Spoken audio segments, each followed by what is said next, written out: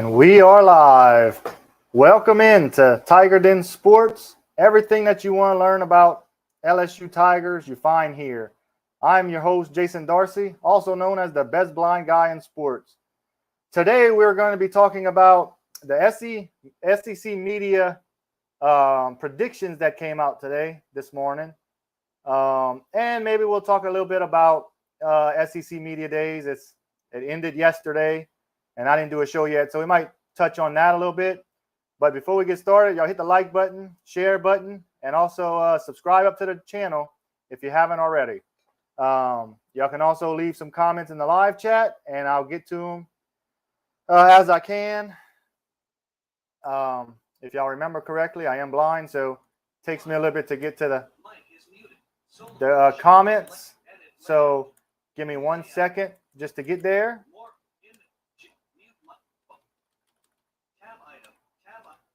I'm getting there. Hold on 1 second. But anyway, so LSU had 6 players named to the All-SEC first team. And I'm going to try to remember them and go down the list. Remember, I don't have papers in front of me, stats in front of me. I got to remember all these things.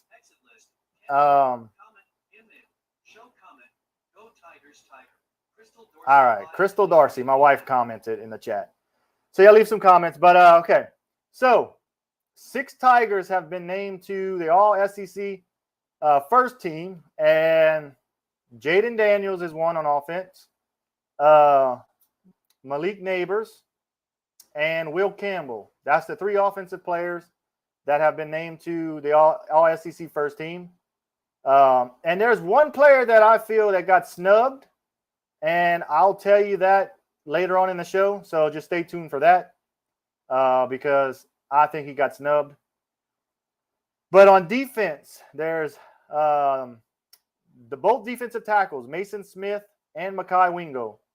Well-deserved.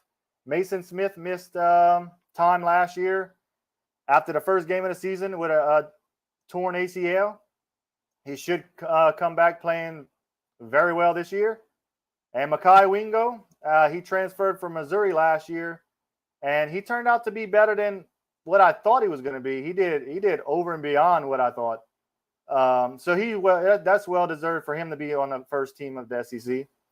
And then Harold Perkins, of course. Everybody knows about Harold Perkins.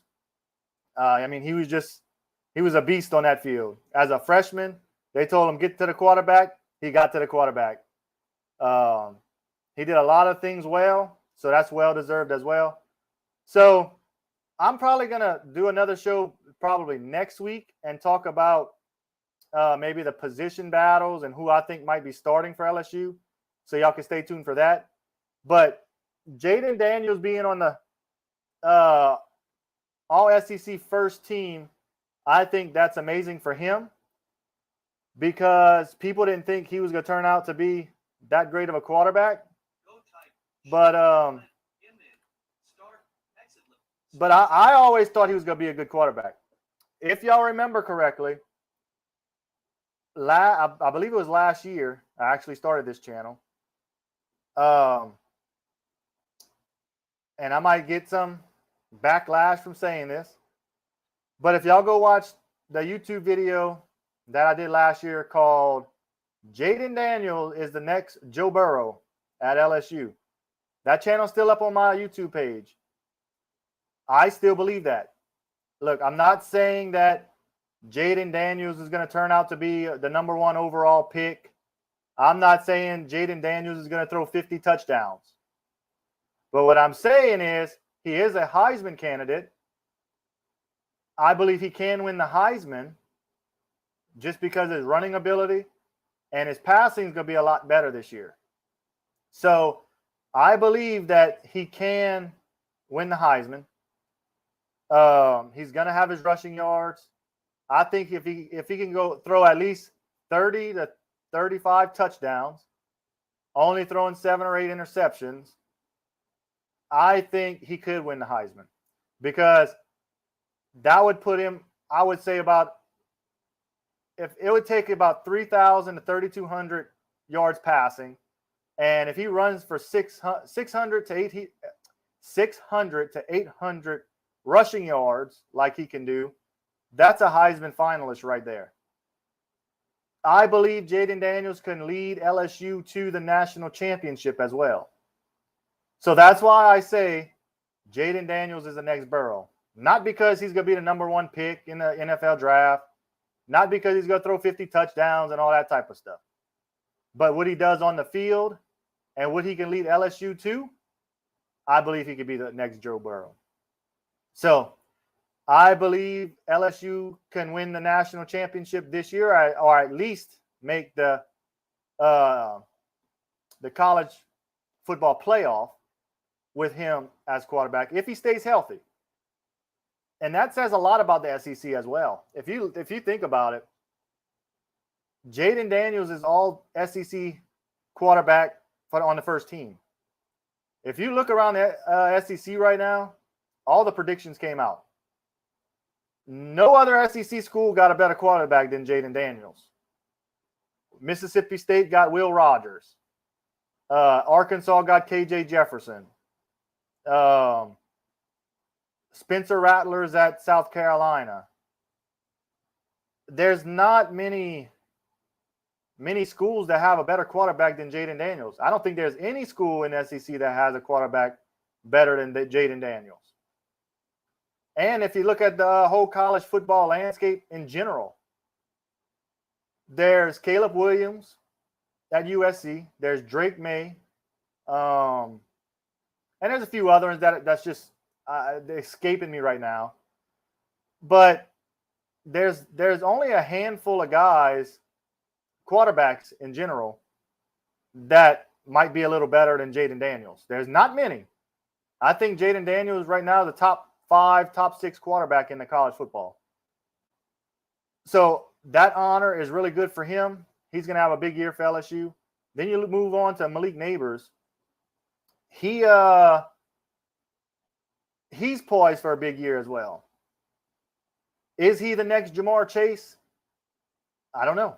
But if you look at him, he plays like Jamar Chase. I don't think he's as big as Jamar Chase. But he can catch the ball. You throw it up to him, he's catching it. He can run the routes. He gets open. He does all of those things that Jamar Chase did. I think Jamar Chase has a little bit more talent, but Malik Neighbors, he can have a huge year this year. He's going to be the number 1 receiver for LSU. I believe Malik Neighbors could have at least 8 to 10 touchdowns this year with the way this offense is going to run. This offense is going to push the ball down the field a lot more than they did last year. And remember, I'm going to do position battles and go through these receivers another day. So y'all make sure y'all subscribe up to the channel so y'all don't miss that. And I'll probably do a schedule preview as well for LSU. But Malik Neighbors made all SEC first team. And then there's Will Campbell. Will Campbell came on last year. Will Campbell came on last year as a true freshman and started at left tackle. There's not many true freshmen that's going to be playing left tackle their first season in college. Will Campbell is just built different. I mean, he has great footwork, great power. I mean, he's a great offensive lineman. In 2 years, he's probably going to go to the draft and be picked in the first round. That's how good he is. So that's really good for Will Campbell to get that acknowledgement. Then you look at on defense, you have Mason Smith, who tore his ACL last year. He was a 5-star recruit coming out of high school, a big-time recruit. And I believe he was from Louisiana, if I'm not mistaken. Somebody can let me know in the comments what school and stuff he came from, but I think it was from Louisiana. But yeah, Mason Smith, he's gonna tear up the SEC this year. Last year he got hurt. It was just a fluke injury. He's celebrating with his teammates. I think the first play of the game, they tackle, he jumps in the air, it comes down towards ACL. I mean, that's just a fluke injury. There's nothing you can do about that. Let's hope that he stays healthy this year, because with him in the middle and Harold Perkins at linebacker, LSU's defense is going to be unstoppable. Mason Smith, I believe, can have, I don't know, how many sacks? 7, 8 sacks by himself? I mean, that's how much he's going to help this defense. Mekhi Wingo, transfer from Missouri from last year. I mean, he is a little undersized to be playing defensive tackle, but he got such a high motor. He never quits on a play. I mean, his energy level is unreal. Those 300-pound, 350-pound offensive linemen leaning on him all game long, he just keeps going and going and going. So I believe he's going to have a big year too. And with him and Mason Smith in the middle, it's going to be big for LSU football. Let's see if I got any comments real quick. Nope. Okay, but yeah, so Mekhi Wingo, Mason Smith is going to be big at defensive tackle. And then you got Harold Perkins on the first team. I mean, he tore it up as a freshman. I'm just excited to see what he's going to do as a sophomore. I believe he played some middle linebacker and outside linebacker in the spring. I mean, you got to remember, Omar Spates, I think his name is, came in from Oregon or Oregon State, one of them. And that's going to help Harold Perkins roam the field even more. Harold Perkins is going to be in that backfield a lot more this year. And I think he's going to play a little bit more in coverage as well. I can't wait till he gets the interception and runs it to the house. Because I hear that he got elite speed, but we haven't seen it just yet, because he hasn't had a chance to do that just yet. But he can run down quarterbacks. So that's the 6 that made the first team. Now, on the All-SEC second team, there was only one, which was the tight end Mason Taylor. Which Mason Taylor as a freshman was really big time. He caught that 2-point conversion versus Alabama to win it. And I know it wasn't in overtime. It was before the game ended, I believe. But he grew up before your eyes in that game. And he just got better and better as the season went on. So that's good acknowledgement for him to make the All-SEC second team. And this is the problem I have for the All-SEC third team. Okay, Major Burns made the All-SEC third team, that's great for him. He's a really good safety. But the one I have a problem with is Emory Jones. He should not be on the third team. He should be on the first team. There's not many other tackle/guards in the SEC better than Emory Jones. He's way more physical. He's stronger than most of them.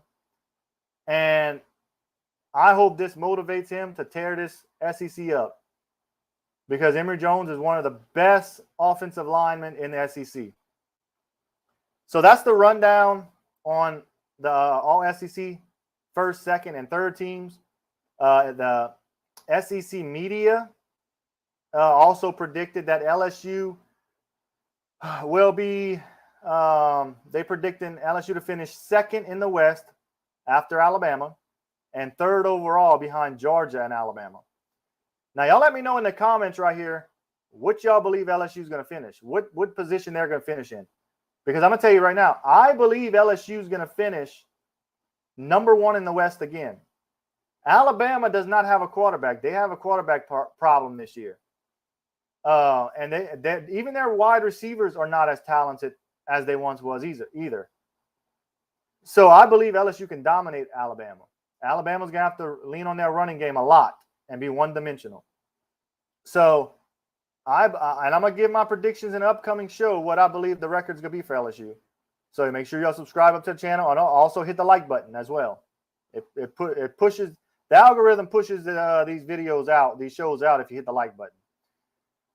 But with that being said, I believe LSU is going to be finished. They're going to finish number 1 in the West and play Georgia for the SEC tournament. SEC championship game.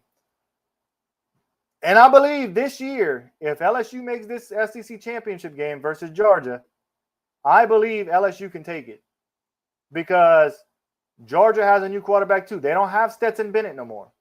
Yeah, I think it's Carson Beck, I believe his name is. So I believe the predictions are wrong, but I like the prediction by the SEC because if they would have said LSU, if they would have came out and said they predicted LSU to win the West, that would have put more motivation for Alabama to win. And Alabama don't need no more motivation. And that would have put more pressure on LSU, and it might have went to their head a little bit that they're way better than these other teams, and they think they're just going to walk out there and win. So for them to be predicted second behind Alabama kind of gives LSU motivation to say, well, we're coming, and we're here, and we're going to play hard so we can get number 1. So I really like that. Y'all let me know in the comments what y'all think about it. So that's the let me check my all right, I was just checking my comments. I hope y'all enjoying the stream. Y'all hit the like button, subscribe button, and also share button. And I have some news at the end of this show that I might share. But we can talk a little bit about the SEC Media Days. Brian Kelly's a little concerned with the amount of transfers he had to take for the DB room, mostly the corners. We had to take Denver Harris, which, I mean, that's really good. I mean, he's a 5-star corner that we really needed for LSU. Then you got Zy Alexander, J.K. Johnson from Ohio State. You got Deuce Chestnut from Syracuse. LaTerrence Welsh, I think, is the only high school recruit to actually come back to the school. Everybody else transferred, I believe. And then you brought in some freshmen like Jeremiah Hughes and Javian Toviano and stuff like that probably will get some playing time. But it's a little concerning. Not that LSU doesn't have talent in the cornerback room. There's a lot of talent there. But we're, like Brian Kelly says, we're not going to know what they're really capable of until they hit the field September 3rd versus Florida State. That's when you're going to know how good that cornerback room is, how they play together, all this type of stuff. Because it's a lot. You can practice all you want. But in a game setting, on an actual game, it's a little different than practice. So, and Florida State got huge receivers. I think they got like the tallest receiving room in the country, like 6'7", 6'6", 6'8". So we're going to see what LSU's cornerback room is made of that first game. I think they're going to be fine. But Brian Kelly is concerned with that just because he hasn't seen them in a game setting. And he did talk about Jaden Daniels, which we touched on a little bit. He knows Jaden Daniels is grown up. It's really great that he came back for his senior year. He's going to have a better passing year. If Jaden Daniels just passes 5% better, I actually tweeted that out. Just 5% better downfield. Not the dink and dunks, not the little swing passes, but the 20 to 30 yards down the field. If he just improves with that 5% more, he's going to be an unstoppable quarterback. And Brian Kelly sees that. And he even touched about on the quarterback room, how much depth they have. We have Jaden Daniels, Garrett Nussmeier. And Garrett Nussmeier could have started on any team in the SEC, if you think about it. And if I'm not mistaken, from what I heard, Nick Saban was calling for Garrett Nussmeier to see if he can go to Alabama, because Nick Saban knows he's in trouble with the quarterback room. That's why he took the quarterback from Notre Dame. I forget his name right now, but that's why he took him. But he wanted Garrett Nussmeier. But LSU's depth at quarterback, like Brian Kelly was saying, is a really good problem to have. There's not many rooms in college right now that's deeper than LSU's quarterback room, because Garrett Nussmeier can start anywhere. So if Jaden Daniels does go down, we have a capable backup that can take over and still win games. Because everybody knows he got a better arm than Daniels. But Daniels is a little bit more dynamic in his footwork, his running, and all that type of stuff. So what else did Brian Kelly say at SEC Media Days? He got into the NIL stuff, which I'm not going to talk about too much. I mean, I think NIL needs to be regulated, because it's wild. I mean, that's all you can really say. Y'all let me know your opinions on NIL, what y'all think needs to be changed, all that type of stuff. But I think it needs to be regulated. Every school have the same amount of money or something, a NIL cap. I mean, I don't know, because a lot of schools are putting it all in one big pot and it's paying the players. That's not what NIL was intended to do. NIL was meant for companies to pick you up, do some commercials, do some pictures, signings with that company. And that company would pay you NIL stuff. But that's not what's happening. Everybody's just putting money in a pot, gathering money by boosters. And if you want a player, you pay him to come there. And that's not how it's supposed to be. I don't like it. But that's all I'm going to say about NIL. Y'all let me know y'all thoughts. Yeah,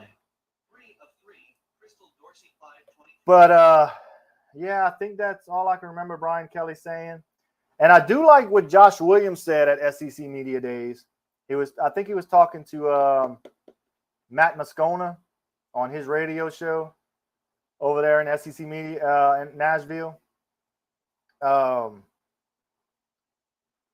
He was talking about how deep the running back room was, and he compared it to a Madden video game. And Josh Williams said that if you had Bo Jackson as a running back and you also had Barry Sanders, well, you take Bo Jackson out and you put Barry Sanders, it's not because Bo Jackson was better or Barry Sanders was better or Bo Jackson was bad. It's just because that's what you want. That's what I wanted at the time. That's the player I thought can get it done. And he says that's all this running back room is. Whatever Brian Kelly thinks is best for the team, that's what he's going to do. Not that any of these running backs are bad or one's better than the other. I mean, we like 6 or 7 deep at running back right now. And Josh Williams does something good. John Emery, he should be cleared to play soon. That's another running back we could talk about in a minute. But then you got Noah Cain, who came back. All 3 of those are seniors, veterans that do something a little different, and they best at one thing better than the other. And Brian Kelly's going to figure that out and use them in those spots. So I like that analogy Josh Williams had. And if they keep that mindset, they're going to be unstoppable as a running back room. Because I think Josh Williams, John Emery, and Noah Cain are all decent running backs. They can do a lot for LSU. And then you got to remember, you got Armani Goodwin as well, who he can catch the ball out the backfield and fly. He just stays injured. And he can't stay on the field and stay healthy long. But if he can, he'd be a good running back too. And then you also got Trey Holly and Caleb Jackson, the 2 4-star freshmen that came in. You don't know what roles they're going to play. And then you got the transfer from Notre Dame, actually a Louisiana native, Logan Diggs. He had 800 yards rushing for Notre Dame last year. Now, he's more of a power back, so you might see him in power situations. I don't know, but he's a really good running back too. So it's a big problem to have, but it's a great problem to have as well. And Brian Kelly, Frank Wilson, and that offensive staff is going to figure it out and figure out how to get all this to work together. So I like what Josh Williams said. I hope they play like that all year. But John Emery, Brian Kelly did talk about him. And he said they're working on one more thing, but he should be cleared to play when practice opens up. I think it opens up in 2 weeks, if I'm not mistaken. And if John Emery could stay on the field, I mean, he was a 5-star recruit coming out of high school. We've seen some flashes of things that he can do.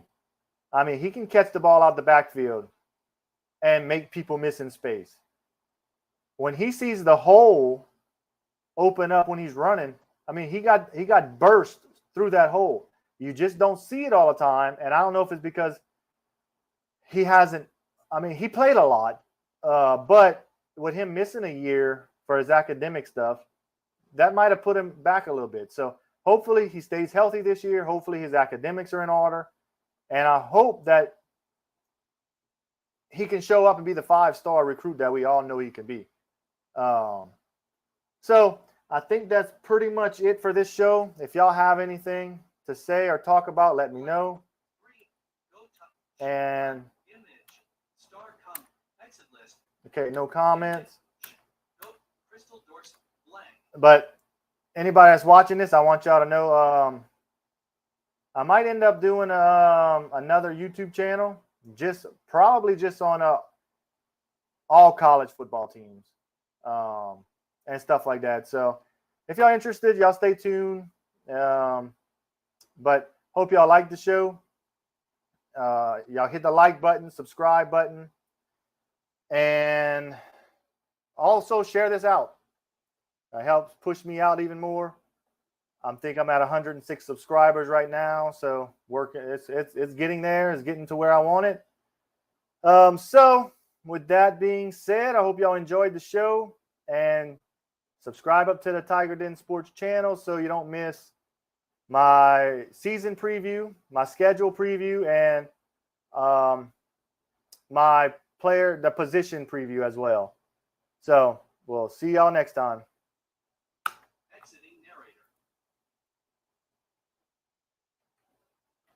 Let's see if I can end this.